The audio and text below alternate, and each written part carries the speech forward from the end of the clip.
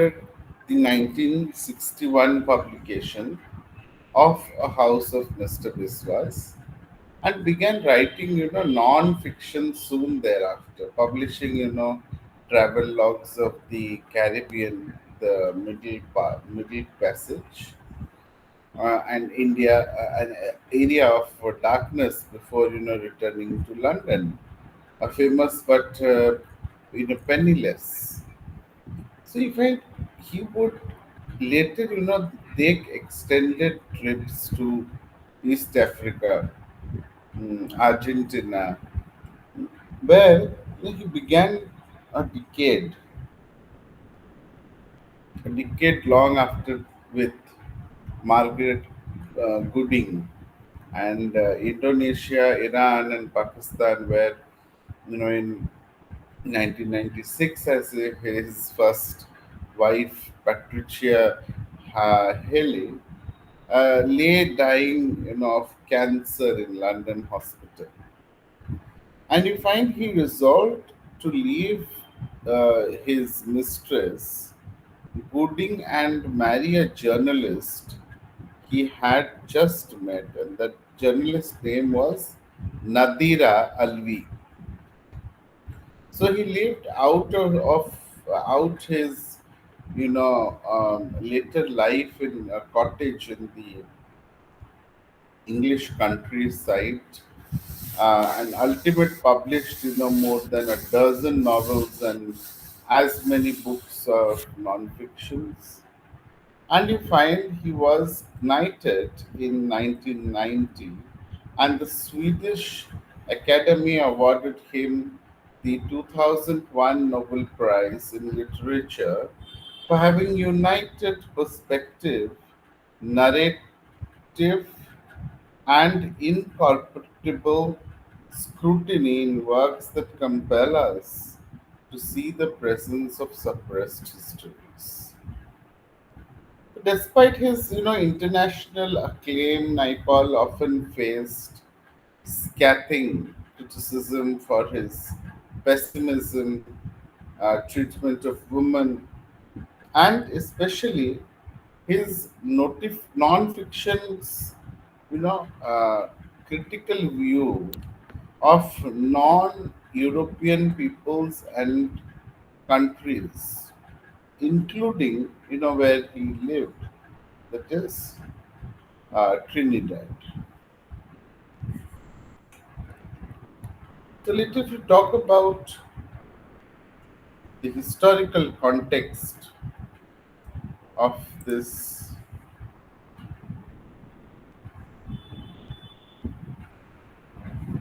mm, just a minute.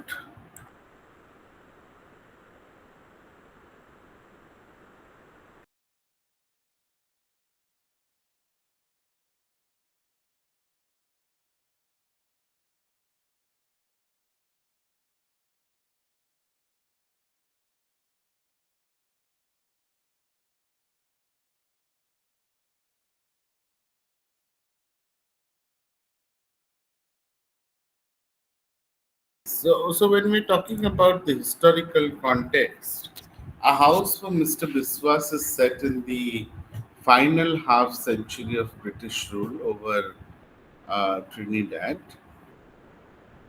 which was populated mostly by indigenous Arawak and Carib people before Spanish conquest in the 15th century. And you find when the British secured control of Trinidad in 1797, the majority of its population were slaves of African descent working on sugarcane plantations. So you find after the British Empire abolished slavery in 1833, the island increasingly shifted towards cocoa production, and more than 1 lakh workers from India came to the island as indentured servants who theoretically agreed to work for a term before turning to India, but in practice, you find were generally forced to stay. So you find since the early 20th century, oil extraction has been, Trinidad's primary economic activity, and it has, transformed the island into the Caribbean's wealthiest, although inequality remains high, and intergroup divisions, which remain, rampant, particularly between the two largest communities of Indian African descent. So you find these divisions and the island's, increasing turn,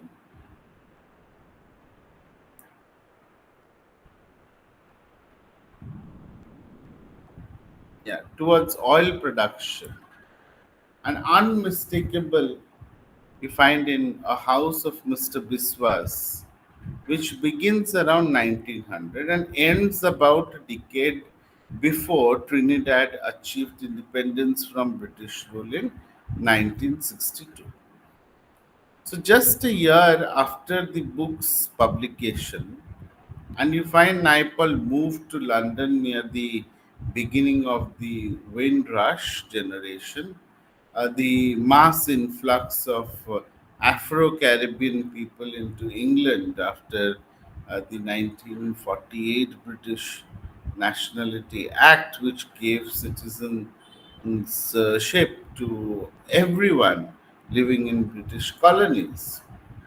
And you find this wave of migration resulted in immense racist backlash in the UK, as well as a changing the structured society in the Caribbean, where those educated in Britain, like Howard and Anand in a house of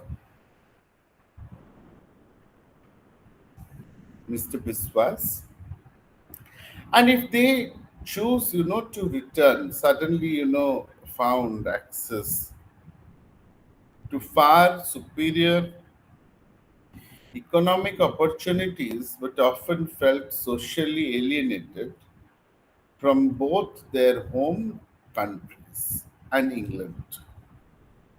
Okay, are you getting me, Ruchi? Yes, sir. I hope. You're understanding? Yes, sir. I Okay. understand. Okay, sir.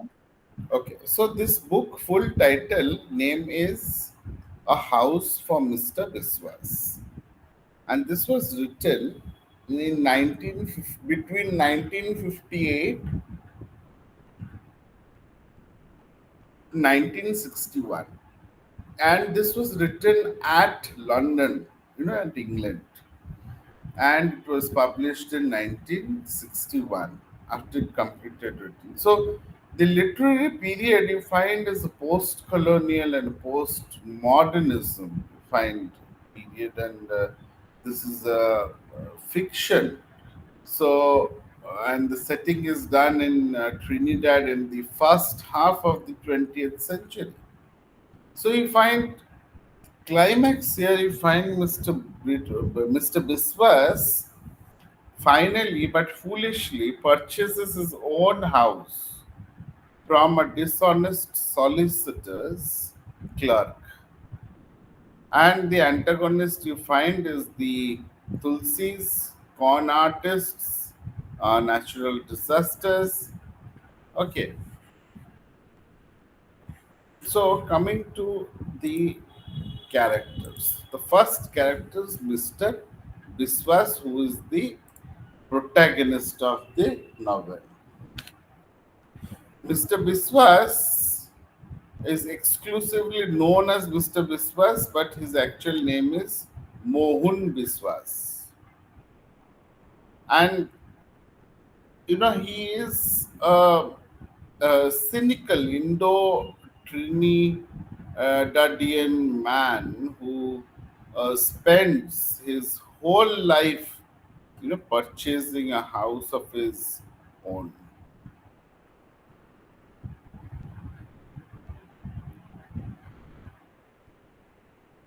Okay, so you find after being born into unlucky circumstances in a mid hut in rural Trinidad, Mr. Biswas spent most of his life moving from one unfilling residence and job to another.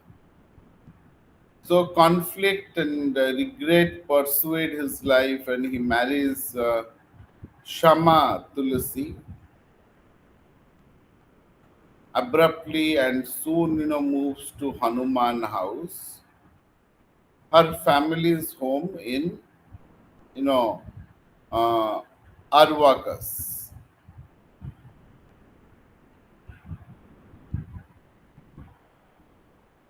So you find he quickly feels ignored and irrelevant there, and becomes an outcast.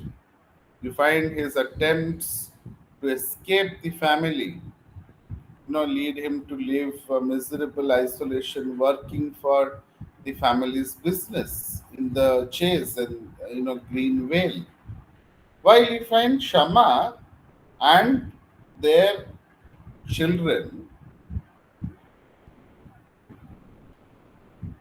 remain at the Hanuman house, but he inevitably you find returns there after a series of disasters, and over time you find he finally finds a job that matches his high-minded romantic disposition as a reporter for the Trinidad Sentimental, writing sensational and factual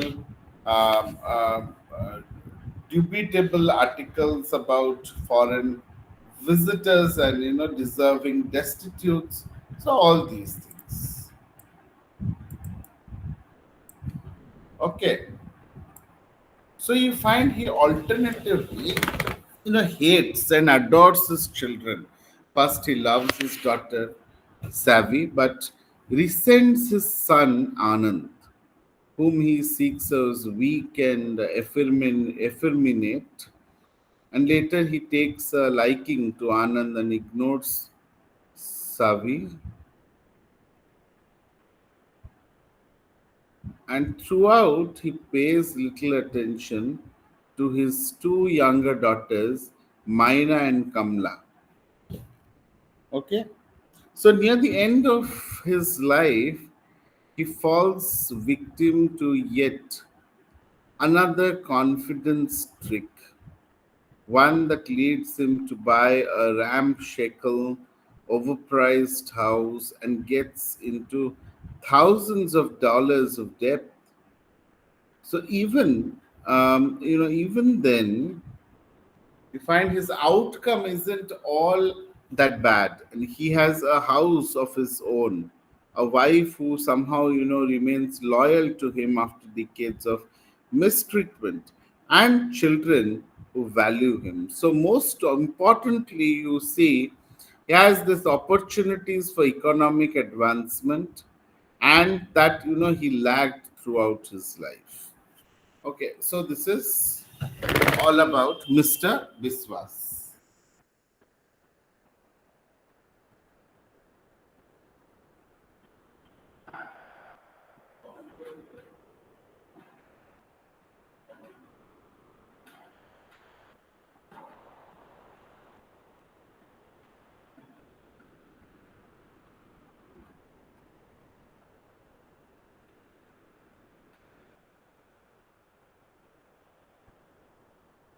Okay, am I clear, Ruchi?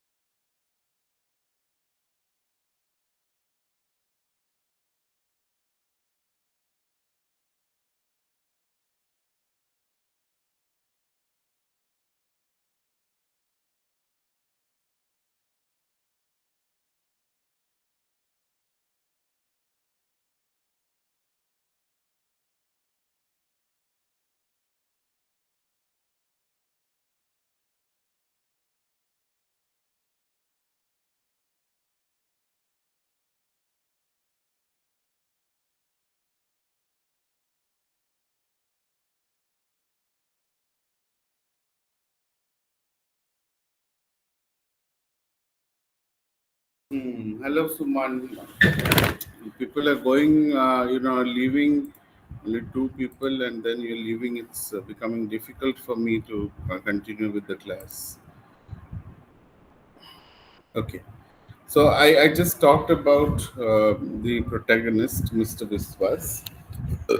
Then we have the next character, that is Shama. Shama is uh, the wife of Mr. Viswas and one of Mrs. Tulsi's 14 daughters, and the mother of Shavi, Anand, Maina, and Kamla.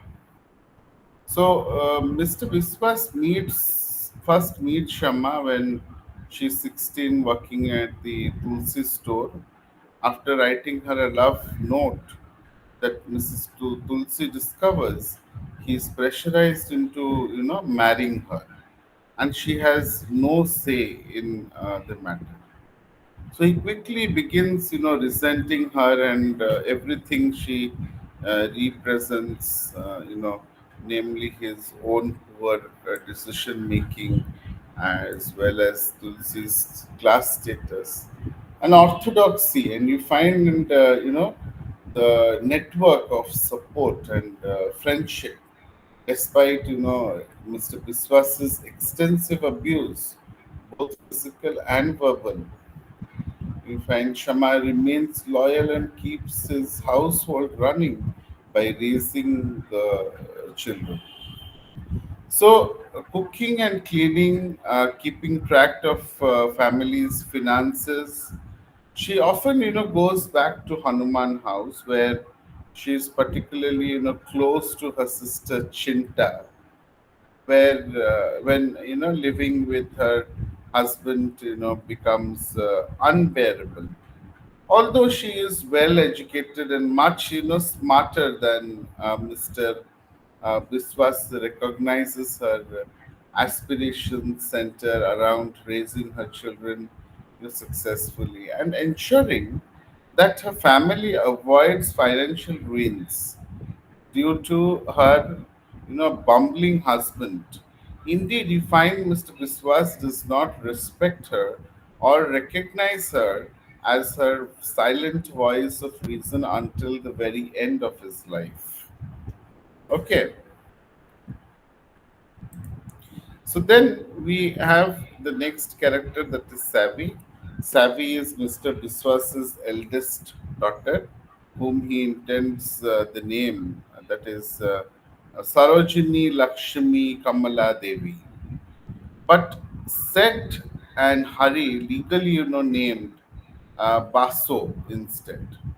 So you find when Mr. Biswas lived at the Chase, she was born at Hanuman House, where her mother and aunts cared, dearly for her, and her father barely, visited her until she was old enough to go to school. So, in an attempt to find to calm her, Mr. Biswas buys her an extravagant dollhouse of a mouth's wages one Christmas. But Shama quickly dismantles it, and after it causes too much infighting among the sisters and children.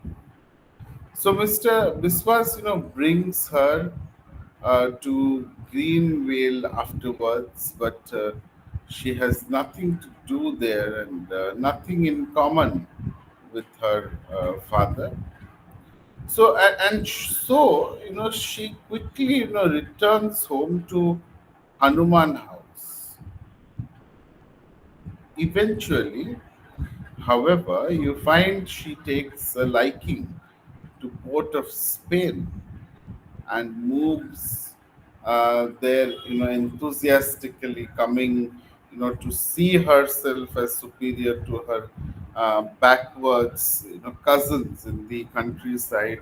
And at first, she's confident, proud, and mean to her coward, brother Anand. But eventually, she becomes, meek and self, efficacious, particularly after embracing the family during a single performance and finding school more difficult than Anand.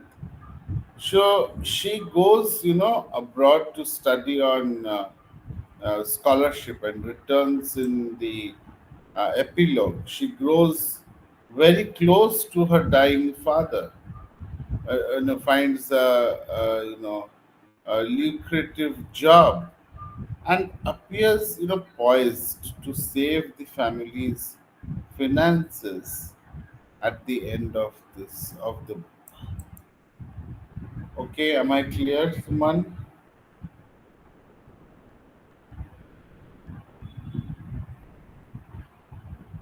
Okay, so we will go to the next character, that is Anand. So Anand is Mr. Viswas and Shama's second child and the only son among the three sisters. So you find Anand is 3 years younger than Savi and was born while his father was absent, working at the chase.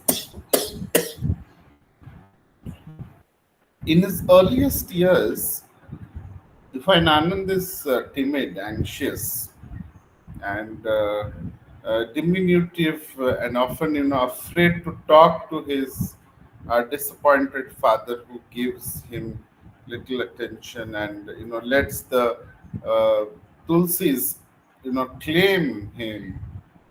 But he has trouble in his uh, first year at the mission school, but eventually becomes Mr. Biswas's favorite son, and particularly after staying with his father at Greenvale, because they were they was going to leave you soon alone. That is what they quoted.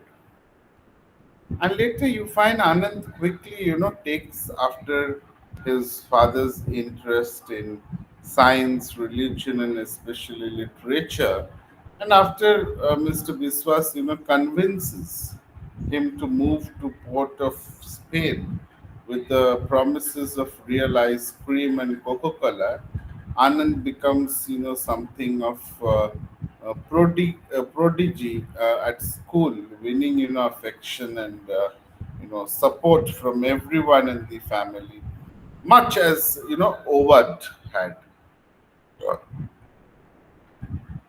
So you find he becomes, strong and started uh, and starts to look down on his weak sisters.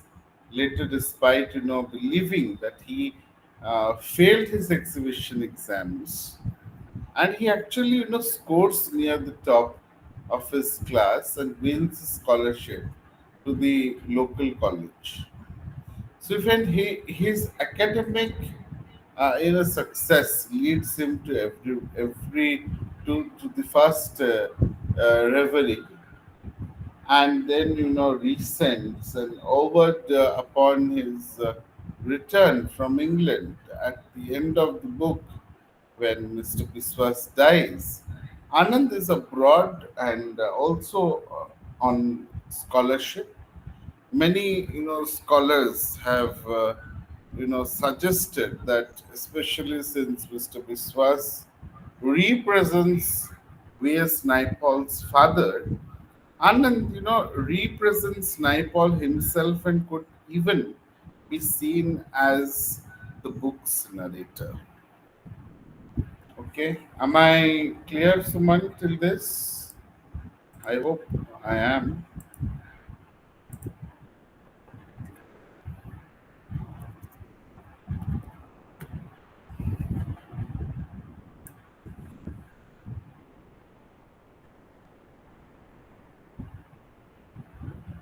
Okay, then we'll go to the next character, that is Mrs. Tulsi. Okay, just wait.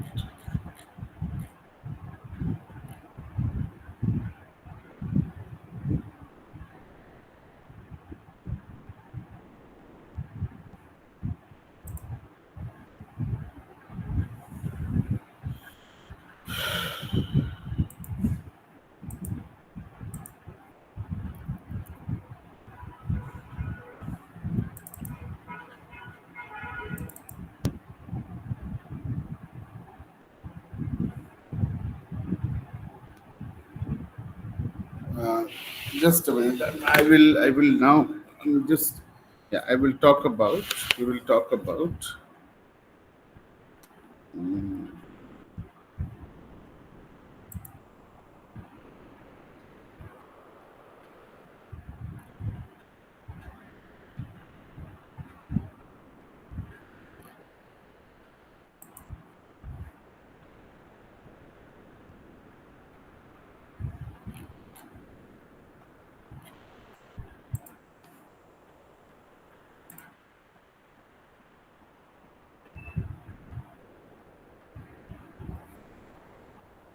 Mrs. Tulsi. You find is an authoritative and a stoic, matriarch. Mrs. Tulsi coordinates Mr. Biswas's marriage to her daughter Shama and rules over, Hanuman house, caring for her, whole family, despite her, you know, propensity to fainting, and mysterious illness that demand her 14 daughters' full attention. Although you find Mr. Biswas generally despises her in the first half of the book, Mrs. Tulsi coordinates his marriage, feeds and shelters him, takes care of his children, and insists on continuing to provide for him despite the, blatant lack of respect he shows her. Later, you find she houses Mr. Biswas and his family in Port of Spain before, moving everyone to, Short Hills, and then ultimately allows him to return to her house. So as she ages and her cherished son, Ovid, goes off to university, he loses motivation to care for the family and eventually starts ruling through mysterious pronouncements from her bedroom, which always allows, the short hills estate to fall into disrepair. But she regains her energy when Howard returns from England and returns to founding over him. Okay, so this is all about Mrs. Tulsi. The next character is Howard.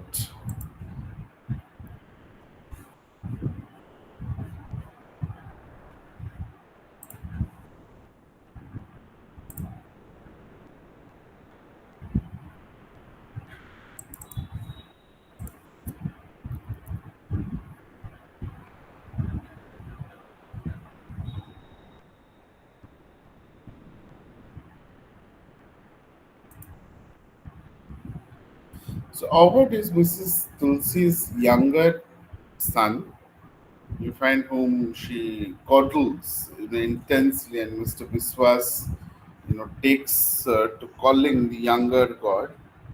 And he and Mr. Biswas, get into many arguments early in the book. Eventually, you find Mr. Biswas spits, and throws his food on Ovid, which leads, to his banishment from Hanuman house.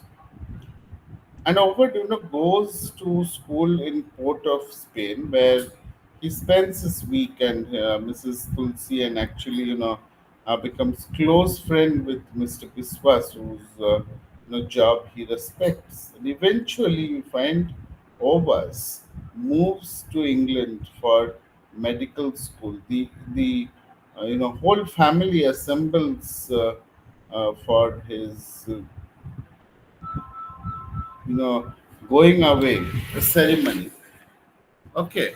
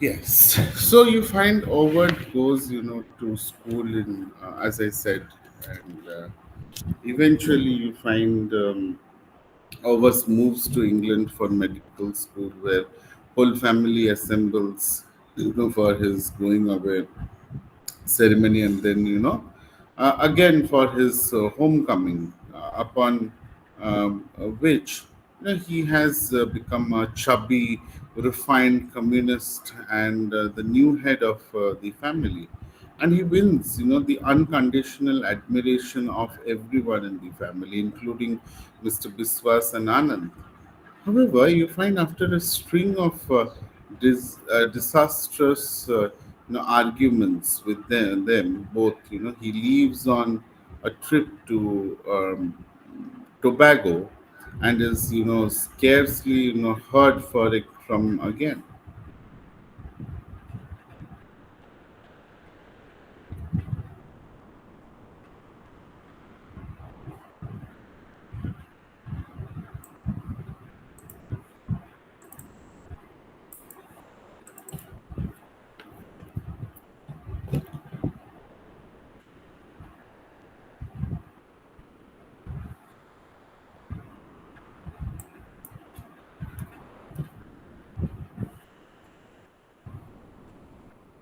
Okay, the next character is Bipti. Bipti is Mr. Biswas's selfless mother. Bipti suffers, immensely and seemingly, insensitively throughout the book. And after giving, birth to the protagonist at her mother uh, Bison Daya's hut, you find Bipti watches her husband Raghu die.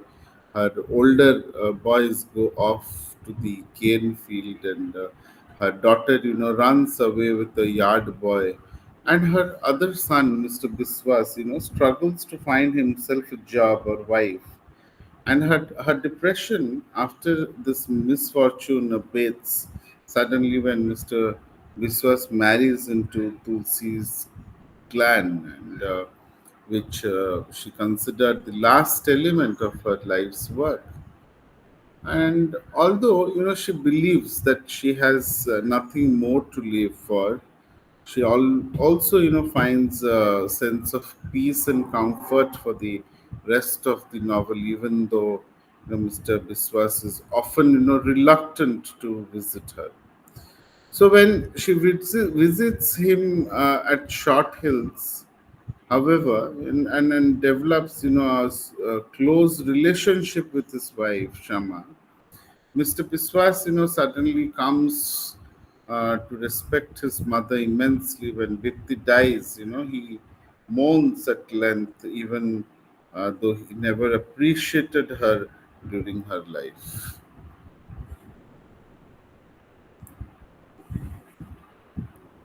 Next is Raghu. Raghu is who is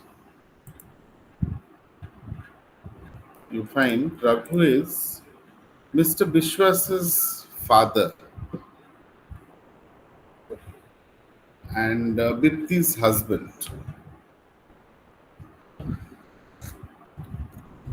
And you find this notoriously, miserly cane estate worker who buries his money in jars, that nobody can find. So he's not present for Mr. Biswas's birth. And Pandit Sitarama Ram, advises the family that he should not see his son until the 21st day. So he refuses to go to work whenever Mr. Biswas sneezes, which you find he finds it to be a sign of bad luck, and dies when while divine to look for Mr. Biswas in a pond, believing that he and the calf he was looking after have drowned. And after his death, you find neighbors invade his family's garden at night looking for his buried money. And this, drives Vipti to send her children away and bring Mr. Biswas to, pagods.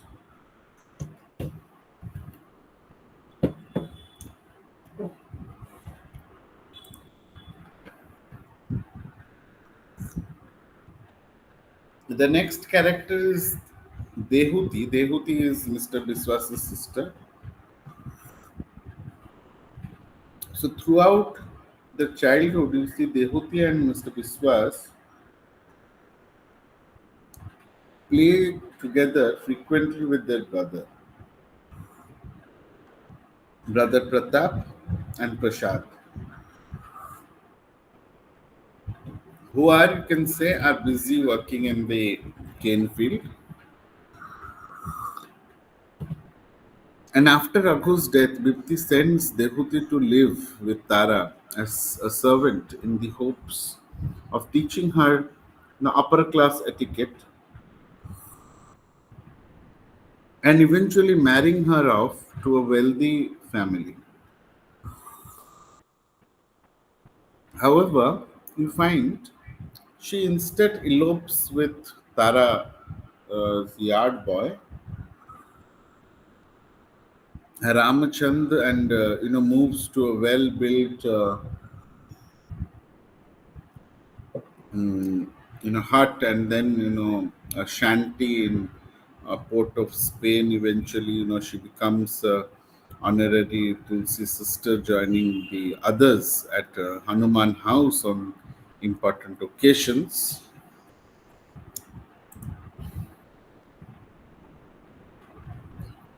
The next character that we have is Ramchand. Ramchand is Mr. Biswas's garrulous and confident brother-in-law, and Devuti's husband, and he's initially a yard boy at Tara's house, but elopes with Devuti.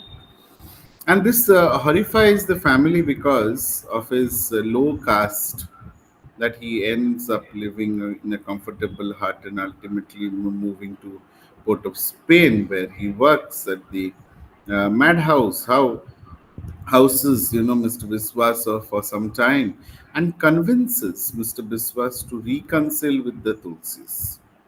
So unlike you find the rest of the books, Indian characters, he cares little about social status and or caste. Okay, so till this we will do today, and in the next class I will continue with the rest of the characters and the plot, and then we'll discuss about the themes. Okay, Suman. So we can. I hope you have understood today's class, and I think we will continue it in the next class. Then, okay. Thank you, and bye bye.